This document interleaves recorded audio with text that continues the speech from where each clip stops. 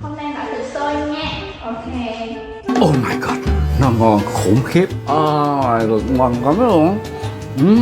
So nếu các bạn không thử như Thái Công thì các bạn cũng khó hình dung được. Thơm quá ta. Ok thôi.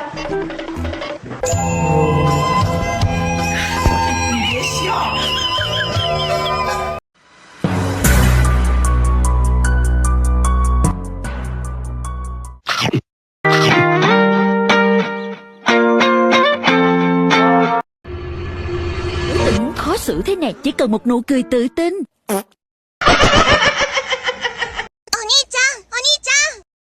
Omachi, lẩu từ xôi, đánh trôi mọi giới hạn. Lẩu từ xôi, một sản phẩm mới của Omachi.